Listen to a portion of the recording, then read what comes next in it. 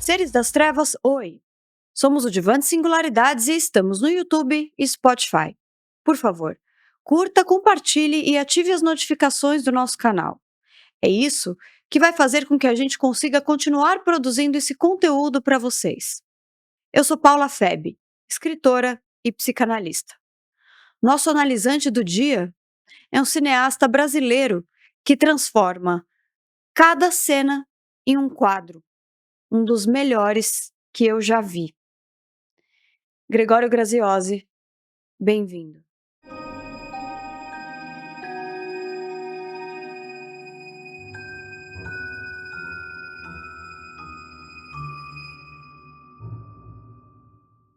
Gregório, já começa rindo, né?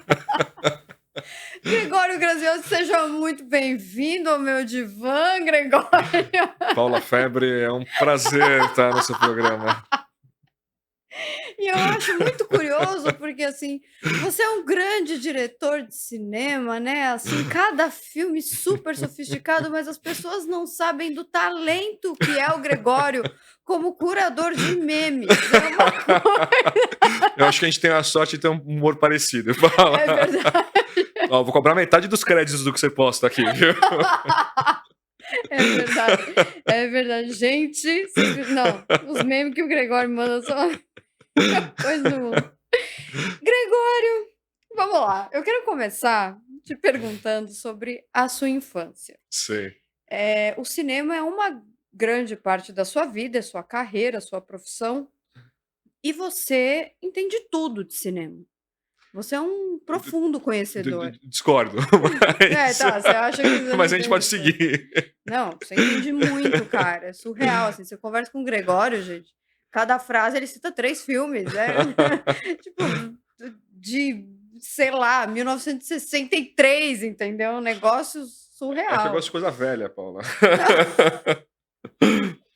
Eu podia fazer uma pergunta, mas eu não vou. Gregório, quando que surgiu esse fascínio pelo cinema? É engraçado. Eu acho que eu sempre gostei de cinema. Eu acho que a gente tem a mesma idade, né? Uhum. E quando a gente era criança, a gente teve contato com uma coisa que é padrão hoje para as pessoas assistirem filme, que é ver filme em casa, né? Eu lembro mesmo na primeira infância, você tinha uma televisãozinha, às vezes você tinha controle remoto, às vezes você tinha que mudar É. no botão, né? Aham. E você é muito pequeno e você pensa, as pessoas, eu tô vendo as pessoas, será que as pessoas estão me vendo também, né? Aham. Aquela relação parecida com poltergeist, né? E eu lembro que depois o VHS chega em casa e ele muda o consumo da família de ver filme. De repente você pode pegar fita e poder ver fita em casa, né? Isso teve um impacto, eu acho, na minha família muito grande, porque as pessoas começaram a se reunir para ver filme. E eu lembro disso. Hum. Na casa do meu avô tinha uma sala de televisão, a sala era bem aconchegante e, para o nosso padrão contemporâneo, a tela era relativamente pequena, mas tinha o gesto de assistir o filme coletivamente. Então eu lembro da minha família se emocionar vendo isso, E se emocionar coletivamente, se né? Que é emocionar uma coisa. coletivamente, Olha só. que é diferente. Até nesse período pós-pandemia, que a gente indo para o presente, né, para voltar para o passado, que a gente voltou a ver filme, a gente ficou muito tempo vendo filme sozinho em casa, por causa do isolamento, depois a gente volta para o cinema, rever os mesmos filmes com outras pessoas muda a tua experiência. Muda completamente. Né? Quando você olha em volta e você vê as pessoas emocionadas, esse sentimento que eu tive nesse pós-pandemia, voltando para a sala de cinema, que muita gente teve, né, revendo os filmes, olhando ao redor e falando, as pessoas se emocionaram. Eu tive isso nessa primeira infância, que é poder olhar em volta e falar, olha, as pessoas estão emocionadas com essas histórias. Olha que interessante. Então, Então também foi o que você enxergou das pessoas vendo o filme. vendo o filme. Eu lembro depois de começar a procurar alguns filmes que provavelmente a Mostra de Cinema devia exibir na TV Cultura, que é muito incrível você ter uma TV pública e você ter um festival de cinema que nem a Mostra, que Uhum. é uma janela do mundo, aumenta muito o nosso repertório, né? Então eu podia ver muita coisa estranha, muito filme que você não entende, né? Uhum. Mas que quando você é criança você fala, nossa, essas coisas estão mexendo comigo. E um tipo de cinema que eu lembro que me atraía logo pequeno, já era, o cinema mudo, que depois você vai estudar, não era mudo, né, Uhum. ele você tem música ao vivo, né, e você tem projeção com É. cinema. Eu só fui viver isso depois de adulto, mas quando a gente é pequeno eles passavam aquilo, então eu lembro de ver alguns filmes clássicos do expressionismo alemão, né, você assistir Nosferatu e ver aquelas imagens que são muito fortes, né, um jogo, de sombra muito desenhado, um tipo de arquitetura, exagerado, né, eram imagens que, passando nessa programação alternativa, era muito diferente do que a gente costumava ver na TV aberta, que era o jeito que naquela época a gente estava acostumado a consumir imagem, né. Uhum. E você acha que a criatividade também sempre foi algo que esteve latente em você? Olha, eu gosto de desenhar, eu sempre gostei, Ah, não sabia. então, antes de eu ter minha irmã, que, minha mãe falava que passava muito tempo desenhando, né. Uhum. Isso foi uma coisa que eu levei pra vida adulta depois, e pra mim ainda é importante para desenhar os filmes, primeiro uma maneira Hum. de eu entrar na história. Então isso, eu acho uma coisa que acompanha desde a infância, né. E outra coisa que eu também adorava era, que muito nerd velho gosta, né, de action figure, de boneco, né. Então quando eu era criança tinha uma série toda colorida, né, com os personagens, com padrão de cor, assim, muito específico, e era interessante criar história para aquelas figuras, né. Uhum, Então, eu acho que de alguma maneira isso foi, estimulando a criatividade desde pequeno, né. uhum. E Gregório, o que que você acha que é a espinha dorsal da sua constituição criativa? Eh, que você levou que você achou na infância e que você traz até hoje, assim? Olha, Paula, eu acho que paixão por artes plásticas sempre existiu, Uhum, né. Eu acho que desde criança, eu acho que acompanhava meu pai, que é arquiteto, e é filho de arquiteto também, ele visitando os amigos, nas bibliotecas quando eu trabalhava, então os livros de arte sempre foram um hobby para mim, né. inclusive, os seus filmes, eu quero fazer esse adendo aqui, até te interrompendo um pouco, mas a primeira vez que eu vi um filme seu foi o Obra, e eu fiquei impressionadíssima, porque cada cena é um quadro. E assim, são filmes lindíssimos, além de, claro, um enredo muito bom, mas assim, são lindos, tem um cuidado que é algo realmente impressionante, gente. Olha, Paula, então talvez a gente tenha pego essa espinha dorsal, essa ponte que você queria fazer, talvez entre a infância e a vida adulta esteja aí. Uhum. A paixão por narrar com imagem, ela Hum. para mim é muito importante, Uhum. né. Isso é uma coisa que eu tenho desde criança, assim, o fato de eu ser apaixonado por imagem, então já estar acostumado a ter primeiro contato quando era muito criança com uma série de graphic novels que eram pintadas, que, ficavam, no pé da cama do meu pai, então eu podia Uhum. pegar, ver aqueles sorte Entendi. de ter uma geração, de quadrinistas pintores, assim, ou de bons narradores, assim, que fizeram um trabalho muito especial. Desenvolvimento depois com livro, mesmo criança pegando esses livros de artes plásticas, evoluindo para fotografia, isso é o meu tesão.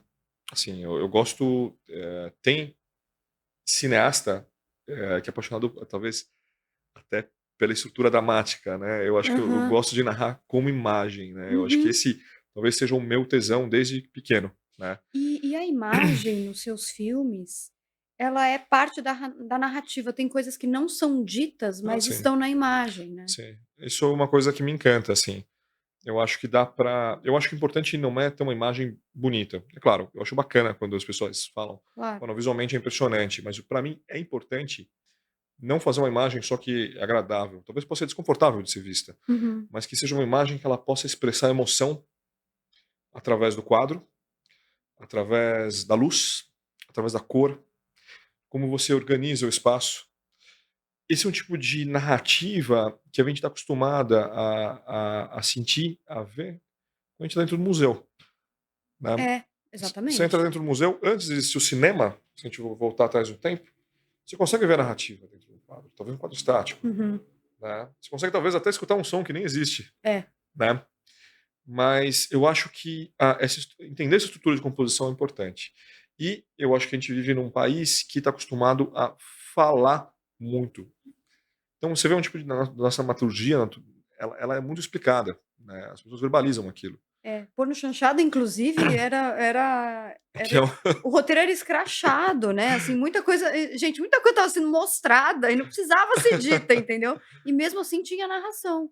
eu acho que a gente tem uma relação muito grande com a literatura, né, com um tipo de interpretação mais teatral, e eu gosto de um tipo de composição, narrativa que possa esconder um pouco as palavras, ou camuflar elas, talvez ter um não dito, né, e deixar as imagens e os sons expressarem essas questões. O que é importante no cinema, porque eu quando penso em escrever um livro e sair do livro e levar isso para roteiro, Uhum. tem essa questão, né, no cinema você tem a imagem, então o jeito que você lida com aquilo que o personagem pensa é completamente É bem diferente. diferente.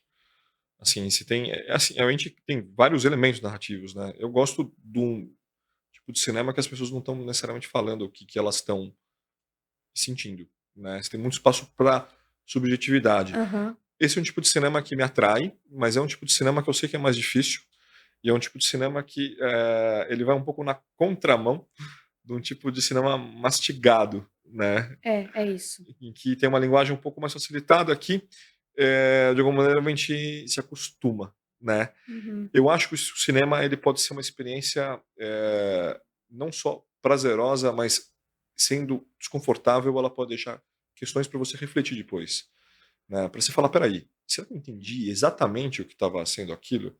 Será que eu consigo sentir depois e refletir sobre o que eu vi?", né, como aquilo me pegou?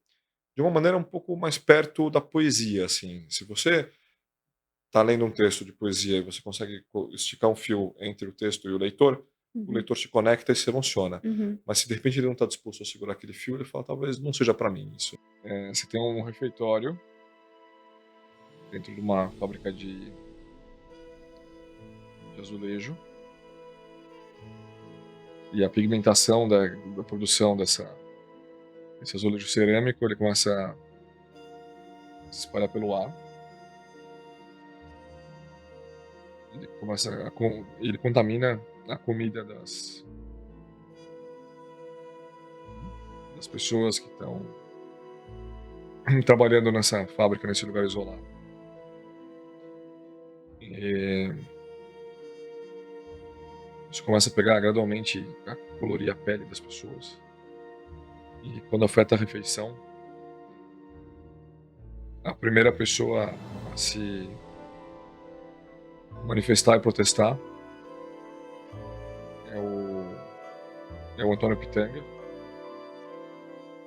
que enquanto todo mundo come, depois de um dia de trabalho, no intervalo de refeição, que é natural, sente fome, precisa reabastecer e ter energia, ele toca a primeira garfada, aquilo não atesta o paladar dele, e ele começa a bolar um cigarro em vez de continuar a se alimentar. Depois do cigarro pronto, ele pega aquele prato, sai do refeitório, olha aquelas pessoas comendo aquela comida que para ele é intragável, indigerível, coloca o prato no chão, acende o cigarro, vê que os cachorros da fábrica se aproximam e nem os cachorros conseguem comer aquela comida que aquelas pessoas estão comendo. Ele fica fumando, olhando aqueles trabalhadores que estão aceitando uma condição de trabalho que nem os animais aceitam.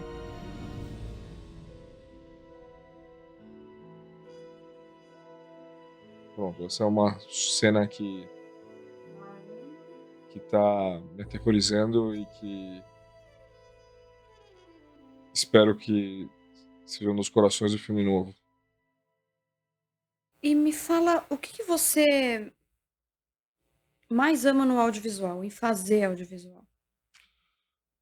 Olha, isso é uma boa pergunta, porque tem uma hora que você quer fazer aquilo na vida, e você tem um sonho e fala: "Bom, eu quero meu sonho é fazer isso", né. Quando você começou com a infância, talvez eu tenha a sensação de lembrar que eu queria ser um cineasta, né. Eh, Tem uma hora que você,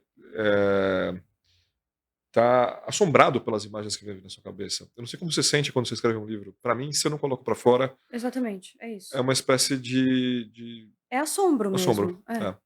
Tem uma frase do Fellini muito interessante, ele fala que, é um tipo de monstro. Ou você coloca para fora e você tem coragem de olhar para aquilo, ou aquilo vai te assustar e vai crescer dentro de você.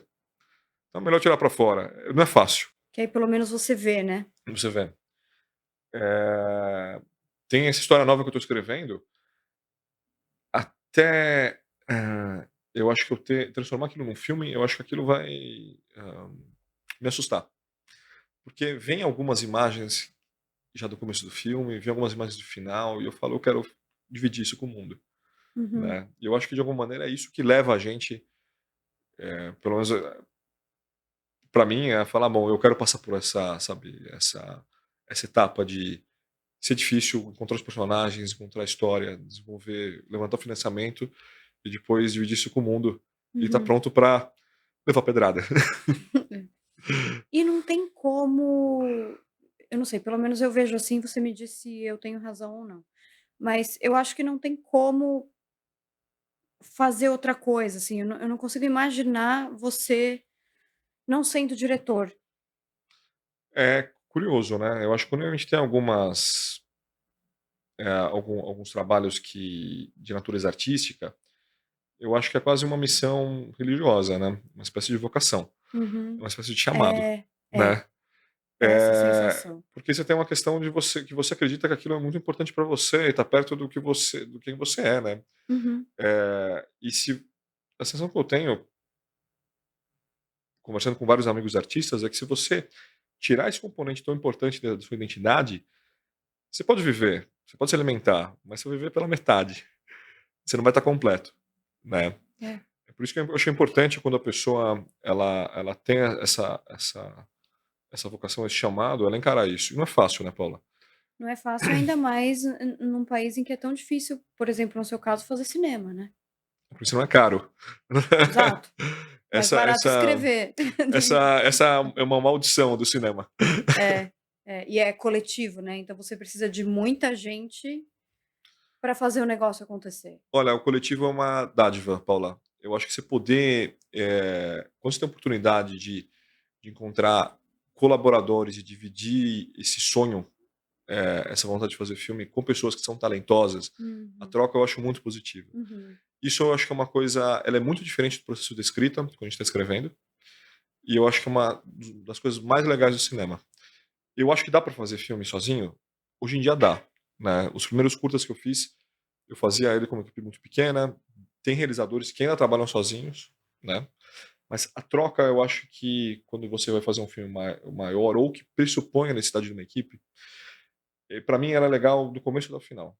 As primeiras pessoas que você conta a ideia do filme, quando o filme ele tá sendo desenvolvido, uhum, normalmente são as pessoas mais próximas suas que vão, colaborar te escutando, né, uhum. ou dando alguma ideia, algum insight, elas já vão fazendo o filme sendo diferente, até a etapa final, quando você está talvez no última etapa, quando você está fazendo o trabalho de mixagem, eu acho que todas as pessoas nesse processo acabam colaborando, né. E eu acho que isso, ainda mais quando você falou, sendo uma criança que desenhava sozinho, né, Uhum.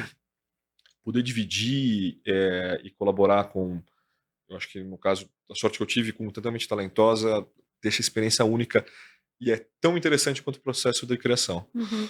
Mas você depende mais de coisas que você não pode controlar, isso que eu digo. Eh, de repente ter a questão do tempo, envolver mais gente, entendeu, assim? Coisas que você não sabe que vão acontecer num set, e você precisa lidar com isso. Mas essa é a parte da graça da vida, né. É, então. E no Talvez se a gente filme também? soubesse, sim, eu acho que se a gente soubesse de No tudo o que filme ia também? acontecer, talvez não tivesse tanta graça, assim. Eu gosto de imaginar os filmes, mas eu acho que os filmes eles têm que ter liberdade para lidar com o imprevisto, né, com a mudança. A gente não sabe, a gente tem um componente humano que é um componente que pode ser muito bom ou pode ser muito problemático, né. É, Eh, está exposto, vulnerável de qualquer maneira, né, e aí, claro, pode ser um lado ou outro. Tem uma cena, que eu filmei no Teatro Oficina, para o último filme, o Tinnitus, em que um grupo de personagens está escutando música através, de vibração em balão. Uhum. Então eu fui escolher aquele projeto da Nina Bobardi, a gente usa outros projetos da Nina Bobardi no filme, e eu tinha visitado os espaços para fazer toda uma angulação para se aproximar cada vez dos balões e a cena era super desenhada. Um fotógrafo muito talentoso, português, Rui Poças, e depois dele preparar a luz, com a maestria e o cuidado que ele tem, cai o muro e derruba todo o set de luz. Hum. E a gente estava com figurantes que são figurantes que têm, deficiência auditiva, né, já uma situação muito complexa, as pessoas que estão lá Caramba. dispostas a ajudar a gente, de repente a gente tem que improvisar e fala: "Bom, a gente não consegue montar tudo de novo", né. Então a gente filma de um jeito totalmente diferente do que a gente estava imaginando. A gente faz a câmera correr acompanhando, os músicos, né, estavam passando na frente dos balões e a cena foi uma surpresa. Não foi nada do que eu tinha pensado, nada do que eu tinha planejado, nada que eu conversei com o Rui antes, e foi uma surpresa positiva, E né. você consegue se desfazer disso, assim, de algo que você esperou, que você quis, mas na hora não foi isso que você imaginava? E tudo bem ou você sofre com isso? Olha, tem que ser é engraçado falar isso, porque é difícil encarar um set, assim, ainda mais um filme autoral, né, porque você passa muito tempo escrevendo e você É. tem que depois lutar pelo financiamento, é um processo muito longo, né, em que você Uhum, passa uhum. para desenvolver ele. Tem situações que, eu falei: "Eu não queria estar dirigindo isso, eu não queria estar nessa situação", mas você olha para o roteiro e fala: "Bom, como foi eu que escrevi, eu me coloquei aqui". Não tem Então jeito, eu é vou ter que bom fazer. é bom achar uma solução boa, que eu não quero passar vergonha. Então é uma luta, assim, você tem que achar, você tem que achar uma situação, que você possa, eh, achar a melhor solução para aquilo, então às vezes você precisa dar passos para trás. Você precisa voltar e falar: "Espera aí, se o negócio está dando muito problema, ou se é muito difícil tecnicamente, ou se tem um imprevisto desse que pode vir por qualquer situação. A luz pode cair, o ator pode reagir diferente. Tem que estar disposto a achar uma solução criativa para conseguir estar no coração do que você queria, Uhum, né, e falar: "Não, eu estou sendo fiel à ideia original, uhum, né, ao sentimento original". Então, de entendi. alguma maneira, a gente deixa toda aquela cena, tudo que foi escrito, toda a produção que foi montada, Tira a roupinha. tira a roupa e fala: "Vamos voltar pra emoção. Entendi, Eu tô perto da emoção? Se eu tô, tá tudo certo". Né. perfeito. Eu acho que esse jogo é um jogo importante para a direção. É claro, se eu tivesse a oportunidade, que não existe no mundo, da gente fazer um filme super planejado e falar: "Não, espera aí, não é o que eu Uhum. quero, sabe", ia ser o ideal, mas o mundo não é assim, né. Mas imagino que também deva acontecer de na hora dar tudo certo, ser exatamente como você imaginou, e aí você olha e fala: não tô chegando onde eu queria, não tá onde eu Isso queria". é muito estranho, assim, isso é uma coisa que é uma das maiores particularidades do nosso trabalho, eu acho, como direção, porque a gente trabalha com realização, mas a gente trabalha também com impalpável, a gente trabalha com sensação. E você tem que estar muito atento, sabe, você tem que estar muito atento à realidade, mas você tem que estar muito atento à parte emocional também. Pra ser sutil e delicado e falar: "Por que isso não está funcionando?". Às vezes aquilo acontece, essa sensação que você descreve, e você não sabe exatamente por quê. Você não sabe se é uma questão: "Será que a lente que eu escolhi está errada? Será que a luz não está certa?". Hum. E você precisa conseguir entender, dentro do tempo que você tem para fazer aquela cena, como você vai achar aquela solução. Né. Isso é um mistério, Paula. Isso é uma daquelas coisas que, às vezes, você está lá, você está no visor e você fala: "Bom, como eu vou resolver isso?". É um desafio, mas é um desafio interessante. Eu acho que toda cena, na verdade, começa com essa dúvida, né. Uhum. E eu acho também curioso, e você tem que ser muito bom no que você faz, para conseguir ter a humildade de perceber: "Putz, aqui não tá dando certo, não era o que eu tinha esperado, e conseguir lá na hora mudar para algo que vai causar essa emoção que você estava me comunicando. Eu não sei se, assim, humildade, né, você talvez tenha que ser sensível, né, pra entender É, esses pontos, né. é. E eu acho que é muito Mas é que tem importante. talvez desculpa, mas é que talvez algumas pessoas não consigam colocar o ego do lado para entender que algo não tá funcionando, entendeu? Por isso humildade. Eu acho que uma das coisas mais legais é a colaboração que você tem com outras pessoas, né, porque, eh, além de você ter que estar muito atento ao que talvez emocionalmente não está vibrando na frequência certa, é muito importante você ouvir seus colaboradores que eles podem agregar muito, Uhum. né. Talvez é muito curioso, assim, tem uma cena que a gente ia começar e a maquiadora e a figurinista fizeram um trabalho perfeito pra atriz, ela estava muito, eh, iluminada. Uhum. Só que naquela cena ela não precisava estar iluminada, era exatamente o contrário. Entendi.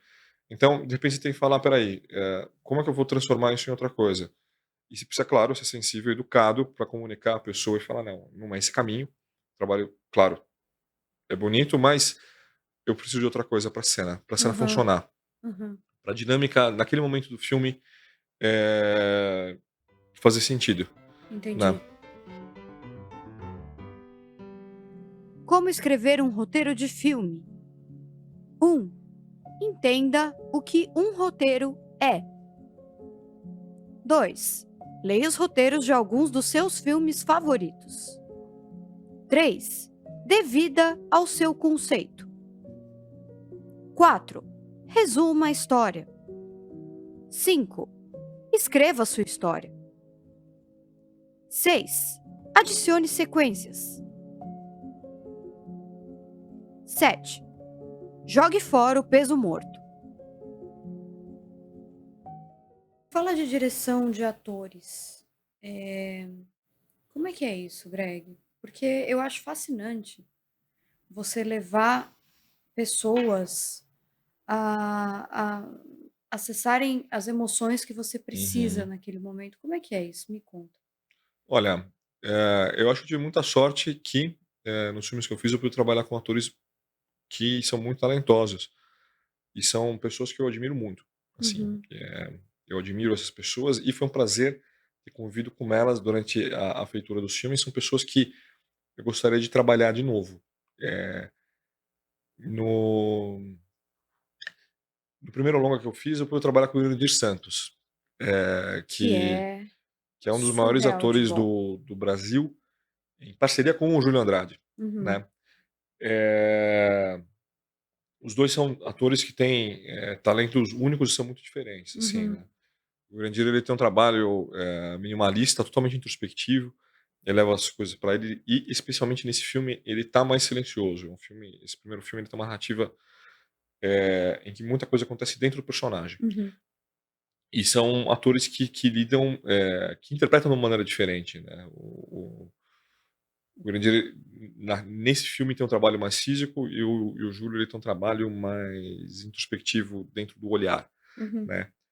Pra mim, hoje eu entendo que, em retrospecto, se eu fosse me produzir naquele momento, eu ia falar: "Olha, você tem 2 atores aqui, é quase como se falar, não, deixa eles fazerem o show deles", uhum, né. uhum, Fiquei muito feliz, fiz, é claro, o melhor filme que eu podia, mas eu já ia falar: "Não, deixa eles dançarem", uhum, né. No segundo filme, tem atrizes que são muito talentosas, né. A Joana de Verona agora, ela é uma das protagonistas da novela das 9, hum, fez um trabalho dificílimo também, que exige muito da parte psicológica, da parte física, uhum, né.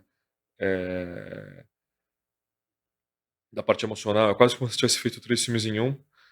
E eu pude trabalhar com uma pessoa no casting que é um amigo próximo e a gente tem muito cuidado em escolher cada pessoa que aparece no filme. hum, Infelizmente os filmes demoram muito para acontecer. Eu uhum, ia ficar muito feliz se os filmes diminuíssem esse intervalo, se a gente pudesse filmar mais. Mas como isso acontece, especialmente eu faço questão de cada pessoa que aparece na tela ser escolhida, com cuidado, porque cada pessoa que aparece eu acho que vai adicionando, vai agregando as histórias. E eu acho que as pessoas, os atores que a gente encontra, eh, eles acabam, às vezes, surpreendendo a gente com relações que estão dentro do roteiro que às vezes você pode achar muito, muito fantasioso, e de repente isso aconteceu na realidade da vida da pessoa. Eu vou contar 2 histórias Hum. rápidas, Uhum. de 2 personagens que fizeram, o Tinnitus. Uma delas é a Taya Pérez, é uma atriz veterana, muito bonita, muito uma senhora completamente atlética. Você vê que, o corpo, ele a idade é a idade talvez que a pessoa emana, talvez ela tenha 70, pareça 20 pelo jeito que ela se mexe. Uhum. E, de repente, a senhora, que parece uma menina, ela me conta que ela sofreu de tinnitus num período da gravidez, e que ela perdeu o companheiro dela, ou que o companheiro desapareceu, durante o período da ditadura, e ela foi atuar, que ela precisava sustentar as crianças, e ela não lembra de nada, aterrorizada pelo zumbido que ela escutava no ouvido, ela só lembrava dos aplausos no final da peça. E eu falo: Nossa, que coisa "Que linda. história poderosa, né?". E eu achando que eu tinha escrito uma fantasia totalmente inusitada, de repente essa mulher tá na minha frente Nossa, contando me essa história. emocionou aqui. Tem outra história também emocionante, essa personagem, a minha protagonista, ela ela ela sai do universo do esporte, ela vai trabalhar numa piscina, e eu queria que uma atleta, uma mulher que sofresse deficiência pudesse usar cauda, né. Eu queria que a personagem estivesse confortável, eu queria que essa personagem ela gostasse daquilo. Uhum. Então a gente vai pesquisar dentro do Centro Paralímpico uma, uma atleta que pudesse ter essa competência, né, de mergulhar Uhum. junto com a cauda na água salgada, esse é o benefício. Então eu vou lá conversar com as atletas de manhã, essa moça chamada Jéssica me recebe, que era campeã mundial paralímpica na época, e eu falo: "Bom, queria que você interpretasse uma sereia". Aí ela começa a chorar, e eu penso que eu fiz uma gafe já na primeira reunião. Eh,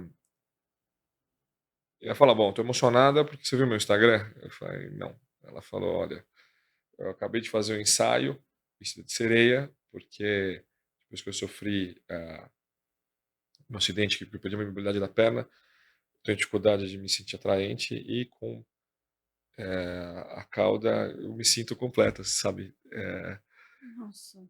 E você tem aquele impacto, você fala: "Nossa, olha só que história incrível, que história emocionante", e, que oportunidade única, de estar conhecendo uma pessoa por causa de uma história que a gente criou, por causa de um filme que a gente está fazendo, E os e encontros os encontros acontecem, né, acontecem, Greg? né. É impressionante, assim, o jeito que os encontros acontecem, parece que as pessoas, certas aparecem, né? Eu acho que o filme, de uma maneira, eu estava pensando esses dias, são ótimos pontos de encontro, né, a gente sai da nossa realidade, né, a gente sai daquele É, lugar que a gente está, no cotidiano, né, ao longo da tua semana, para você ter outros encontros com esses universos que são diferentes dos seus, né.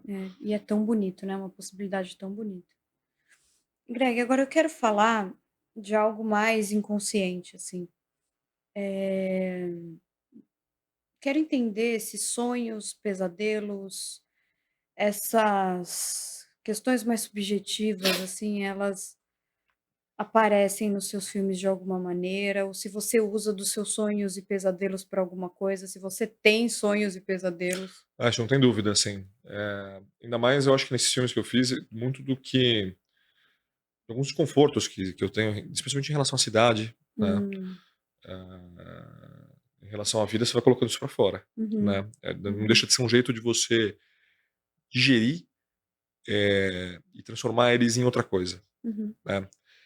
Tem ainda alguma coisa no processo de escrita que eu acho curioso, que eu fiz, nesses filmes, eu acho que é deixar a história entrar no teu subconsciente, né. Porque quando você senta para escrever, você pode levar suas anotações para o café, você pode estar escrevendo, estar numa fase mais racional na frente do computador, mas você chega num resultado específico, né. Eu acho que quando você deixa a história entrar no teu consciente, e quando você sonha essas histórias, elas vão te levando por alguns caminhos que não são os caminhos que você espera. Eu acho isso muito rico. É quase como se eu pudesse criar em conteria com o teu subconsciente, né. Eu Hum. acho que quando isso acontece, eu acho que você sente que você está no caminho certo, Uhum. né. mas não tem dúvida que são, essas histórias elas nascem sempre, talvez de algum mal-estar, né, ou de alguma coisa que você quer abordar. Uhum, Seria bacana fazer o contrário, né, eu acho que seria bacana fazer um filme sobre algum sentimento feliz, uhum. ainda mais quando acontecer isso eu volto pra gente conversar. Tá bom. Eh, e como que você acha que o horror da vida se coloca nos seus roteiros, nos seus filmes, ou como você faz uso desse horror Olha, para sua arte? é curioso falar isso, porque eu não necessariamente me via como alguém, relacionado ao horror, mas está presente, né. Bem-vindo. Eu passei pela mesma coisa. Mas o que escrever terror? Eh, eu acho que, como você falou, esse filme com o Nadir Santos é um filme que, eh, ele lidava para mim com o horror de ter alguma coisa escondida dentro da tua família, ou o passado poder voltar para a superfície e ser coisas que você, não conseguia superar, né, de alguma maneira são camadas de memória da cidade que podem voltar para a superfície e impactar o teu presente, né. Aham. E eu acho que num país, em uma cidade que não respeita a memória, para mim isso é aterrorizante. Isso ainda é um tema que me interessa. Eh, eu continuo pensando nisso, especialmente nesse período de eleição, né. Se É. você não olhar para o passado, você pode repetir, no presente, no futuro, esse tipo de situação, né. Especialmente nesse momento que a gente tem, uma relativização do que, a expressão extrema direita, né, fascismo significa, né. Uhum. Você relativiza isso como se fosse uma opção, política e É. não é, né. Outra coisa que me aterrorizava era essa que era a questão de que alguma coisa dentro de você podia te impactar a qualquer momento, né. Eu acho que isso dentro do Tinnitus, ele veio,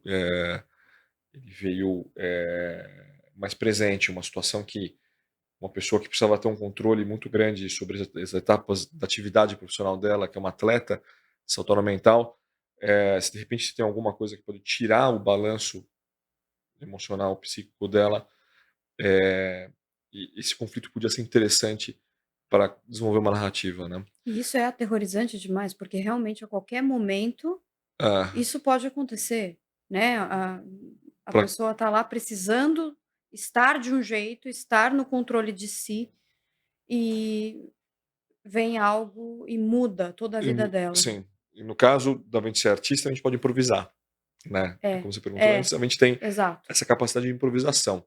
O atleta, ele é muito perfeccionista, ele está sendo avaliado por uma espécie de virtuosismo, né, É, então você exato. tem menos abertura para lidar com esse componente subjetivo, né, para Uhum. lidar com esses elementos desestabilizadores, né.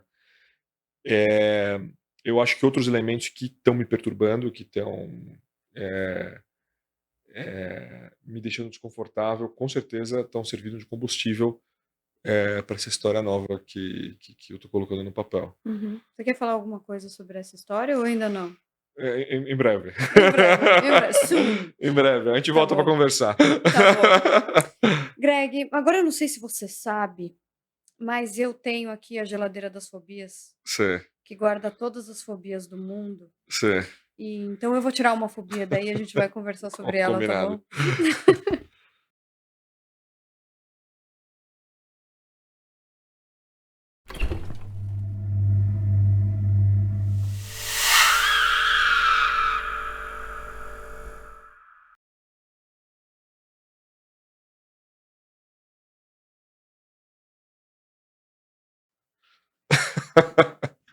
Eu acho que vem com uma aula de gramática. Essa eu não sei o que essa eu Abutofobia. não sei o que significa não. Então, isso aqui é é medo de banho, mas eu não é um não é uma crítica em relação a você. Eu vim de cabelo Não é molhado até. Não tenho, essa fobia eu nunca tive. não, é por causa do tinnitus, já que as suas personagens, elas são nadadoras, Elas estão sempre né. molhadas, meu. Elas estão Mas mergulhando na elas também piscina estão no no banho, aquário, meu. Gregório, elas entram no banho, e aí uma delas tem um problema no banho uma hora. Me ajuda aqui, Gregório. Ó, tem uma coisa que eu fico fascinado, assim, que eu acho que é um elemento de terror, Tem uma série, se perguntam talvez da onde vem a inspiração, de outros cineastas e sempre tentam puxar alguma relação com a cultura brasileira, né. Aham. Eu acho que mais interessante até para mim do que a inspiração de outros cineastas vem das artes plásticas. Eu gosto muito de artes plásticas, e tem alguns artistas plásticos que realmente mexem demais com subjetividade. São trabalhos que são difíceis de digerir para mim, são trabalhos complexos, são trabalhos de pessoas que dedicaram a vida deles inteiras, né, ao desenvolvimento de linguagem dos temas, né. Uma das artistas que eu acho que mais me impacta é a Adriana Varejão. Então não tem a questão necessariamente do banho em si, mas tem a questão dos banhos dos termais, né, daqueles azulejos que são Nossa, aquilo é incrível aquilo é demais. incrível, né. Quando eu fui estrear o Tinnitus, eu fui estreei o filme num festival de Carlo Vivari, que é a cidade, que inspirou os filmes do Wes Anderson, né, o Grande Hotel Budapeste, aqueles grandes hotéis, Uhum. e tem muita sauna, né, na República Tcheca você tem essa questão das saunas. Então, de alguma maneira, eu pude visitar esses cenários, assim, que, eu acredito que também influenciaram ela, né, essas saunas, esses ambientes azulejados, e para mim isso é muito interessante, especialmente na conversa que a gente está tendo sobre é um espaço que aparentemente é de absoluto controle, É. e que no caso dela, você tem elementos que são elementos de terror, parece alguma coisa Sim, o aconteceu lá dentro, sangue né. ali, né, e assim, às vezes o pedaço de carne no meio do azulejo, Isso é né. muito interessante. Essa questão do sangue, ela aparece, eu acho que em uma tela dessa série, e ela é enigmática, assim. Você Uhum. fala: "Espera aí, mas o que aconteceu aqui O que que dentro?", aconteceu? Exato. né. E o azulejo, essa coisa do frio do azulejo com o sangue ali, É muito né, forte, é é muito muito poderoso. forte, porque se fosse qualquer outro cômodo não seria tão forte, né, se não tivesse o S azulejo não seria tão s forte. ela lembra aquelas o sangue escondido atrás da coluna, ela lembra um pouco aquela, É, pra quem gosta do Iluminado, sabe, daquela cena que o Scanman, ele aparece para tentar salvar a família, é, e o Jack Nicholson, ele aparece com um machado, e uma machado ao peito daquele personagem que é. tá tendo toda uma construção para ser uma espécie de salvador redentor daquela narrativa. Sim, e dá aquela ideia também, eu não sei se tem ou não tem, não estou conseguindo lembrar agora, mas parece que dá uma ideia, assim, do vapor, sabe, do Sim. da sauna, como se alguma coisa tivesse acontecendo, alguém morreu, alguma coisa aconteceu, e aí aquele chuveiro continuou ligado, quente Você tem ali, um elemento de sabe. terror perfeito, né. Pronto, é, A questão da exatamente. carne é muito engraçado, que quando primeira vez que eu vi o trabalho dela, é como, eh, já que você com as origens, né, devia ter uns 15 anos de idade, entro de repente numa numa numa sala em que você tem um Tiradentes esquartejado. Foi uma tela que eu vi exposta na Pinacoteca, na retrospectiva dela, de Uhum, outro jeito. Ela abriu esse espaço numa parede, né, que é um jeito mais convencional de uhum, narrativa, quase uhum, gráfica, né, mas naquela e eu vi aquele trabalho quase 25 anos depois, que me impactou, né, me impactou hum, igual. uhum. Claro, ver o filme encaixotado, você vê aquelas telas, aqueles pedaços de corpos esquartejados, quase flutuando no ar, parece que você está dentro daquela situação, sendo tendo uma visão, de um fato histórico totalmente diferente, né, imerso dentro daquela É carnificina, verdade, né. é. Eh, mas essa questão da carne, aquele impacto foi muito grande, foi muito extremo, e eu lembro e é muito interessante ver como ela vai desenvolvendo aquilo, como isso vai ter relação, eh, com essa com esse desmantelamento da carne com a história, né, e como isso se relaciona com essa espacialidade, né, dos azulejos Uhum. e de novo é uma questão do que você esconde, né, atrás da superfície. Isso é muito Então, interessante, do coisa que não se escondida, mostra, do que não é dito, assim né. como acontece Quando muitas você vezes no seu escuta, o que filme também. talvez esteja aqui dentro. É, E eu acho que esse é um trabalho poderosíssimo, assim, são trabalhos de alguns artistas que continuam te provocando, assim, toda vez que você é, vê, eles te provocam. é. E eu acho que esse ambiente, dos azulejos, ele acaba sendo, eh, um elemento que vai ser tá sendo muito importante dentro dessa narrativa que eu estou escrevendo. Uhum. E também se relaciona muito à arquitetura, com materialidade, de peças que a gente está acostumados a viver, que a gente vê na casa de vó, que a gente vê na nossa casa, Uhum. sabe, que a gente vê um tipo de arquitetura eh que se faz afetivo, mas será que tem alguma coisa errada naquilo desde que a gente, né, Sim, e a gente não percebe porque a que a gente gente não era percebe? criança, né, a gente não percebeu porque a gente era criança, não sabia. Eh, mas eu quero te perguntar agora se você tem alguma fobia.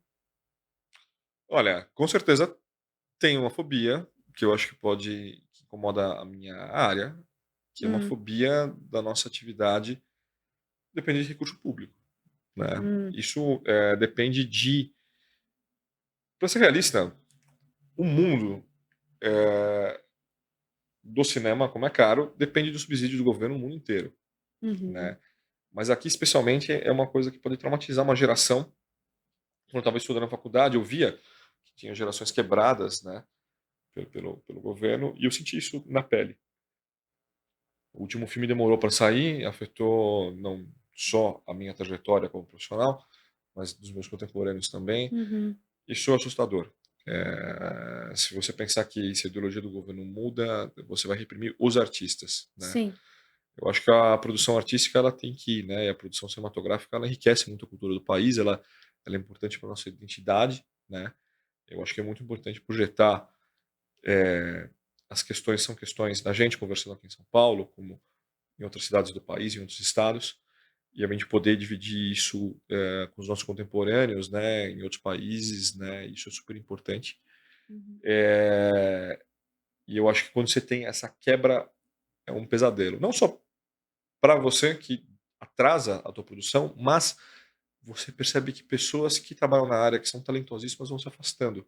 É, porque E não a não se troca sustenta. entre gerações diferentes é fundamental. Aham. Tanto como as pessoas mais novas estão começando, com as pessoas mais velhas, com os veteranos. Sim. Essa troca de experiência é importante. Uhum. Cada vez que a gente tem esse ato, que a gente tem uma troca e quem quer continuar trabalhando, tenta sobreviver naquela área, a gente se Uhum. distancia dessas pessoas que têm experiência e a gente perde com a troca de aprendizado. Uhum.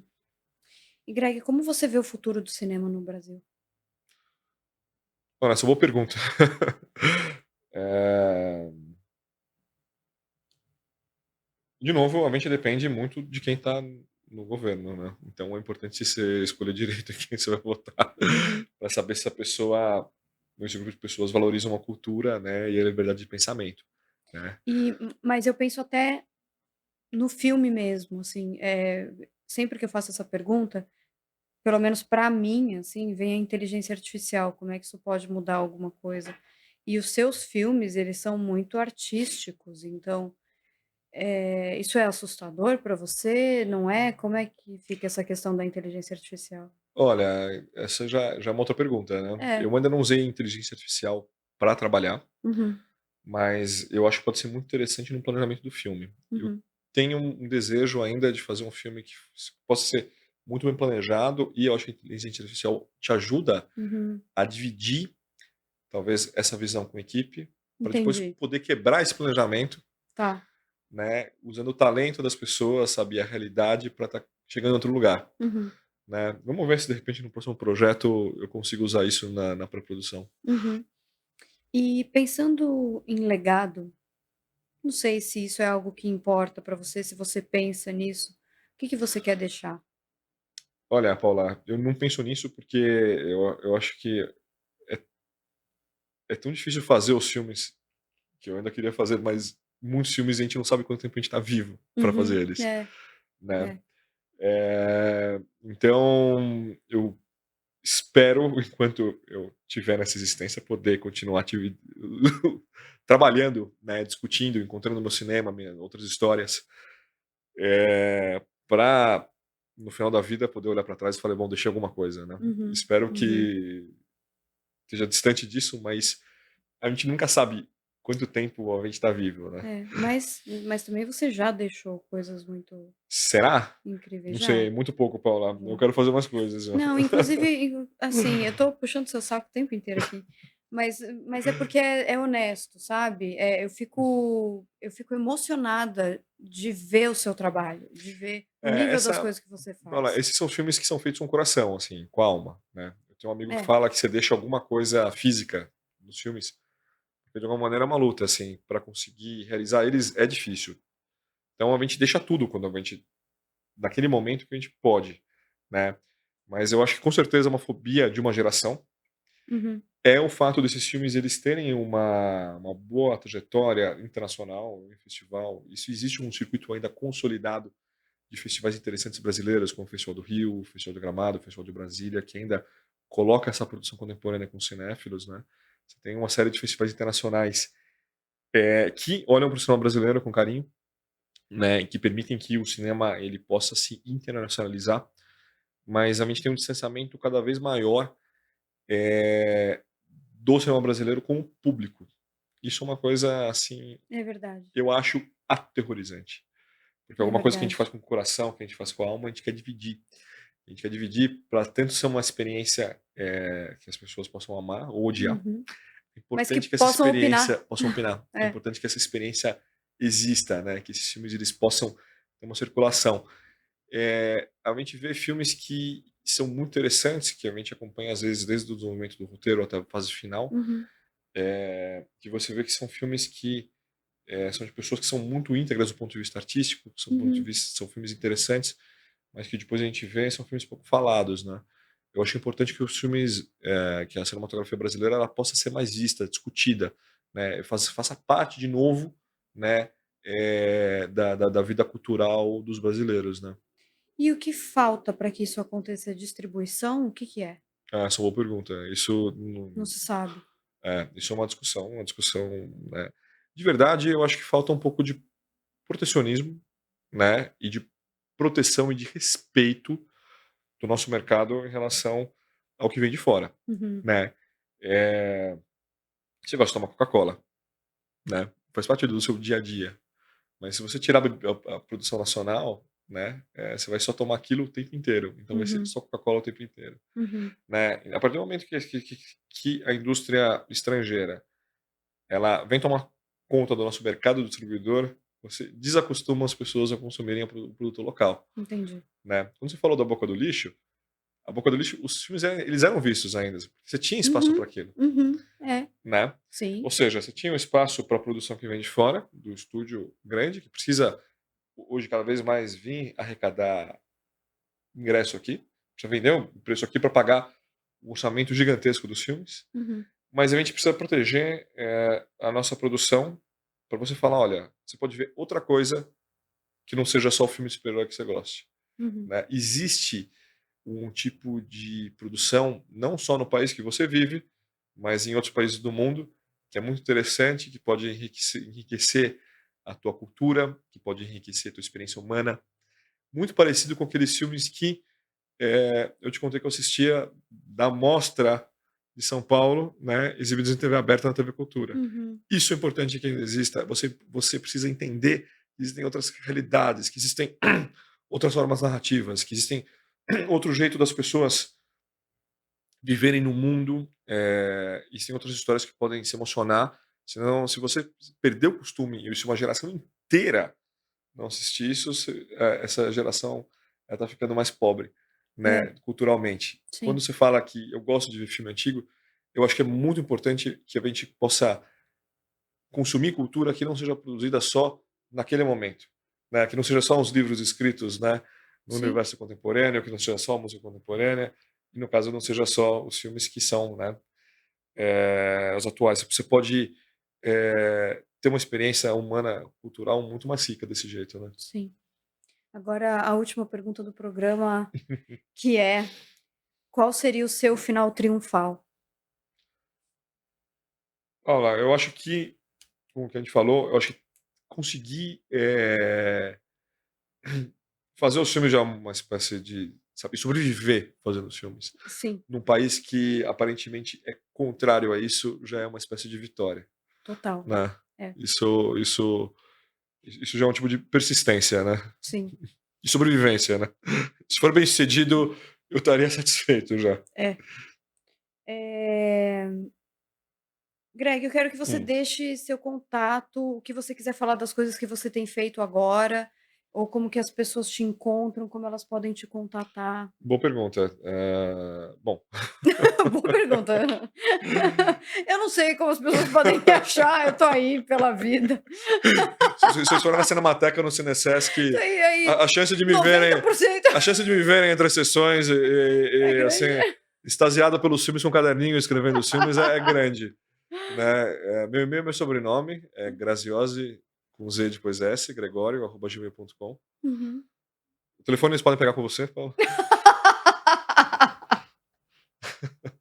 Eu sou péssimo, assim, pra rede social, assim, é uma geração que acho que eu não aprendi a usar, mas enfim, tem alguma coisa no Instagram e os filmes eles estão disponíveis no Reserva Movision. Reserva Movision é um canal da Reserva Cultural, né, Uhum, que é um cinema de arte, que fica na Avenida Paulista, embaixo do prédio da Gazeta. uhum. Se você entrar na Amazon, você tem um canal para o Reserva Movision, a programação deles Ah, é que muito legal. boa. Então dá para assistir lá tanto Obra quanto Tinnitus. Uhum. É claro que o sonho de toda pessoa é ser convidado para dirigir outros filmes, né. Esse é um desafio nosso, Paulo, que a gente tem que criar o nosso próprio trabalho, Sim, né. Uma maneira ele depende da gente estar escrevendo essas histórias novas para a gente conseguir, estar escrevendo. Isso é uma coisa que ainda não aconteceu. Ser convidado para dirigir outras coisas ia ser muito divertido também. quem sabe, né, agora as pessoas sabem como te encontrar. Justo. Gregório, Eles podem obrigada, bater na viu. sua porta, né. É, me procura que eu passo o telefone dele. Obrigada, Gregório. Paula, foi um prazer. Fim da nossa sessão. Seres das trevas, tchau. Somos o Divã de Singularidades e estamos no YouTube e Spotify. Por favor, curta, compartilhe e ative as notificações do nosso canal. É isso que vai fazer com que a gente consiga continuar produzindo esse conteúdo para vocês. Eu sou Paula Feb, escritora e psicanalista. Nosso analisante do dia é um cineasta brasileiro natural de São Paulo. Inclusive, cada cena de cada filme dele é como se fosse um quadro, um dos melhores que eu já vi. Adeus, Gregório Graziosi, e obrigada pelo seu inconsciente.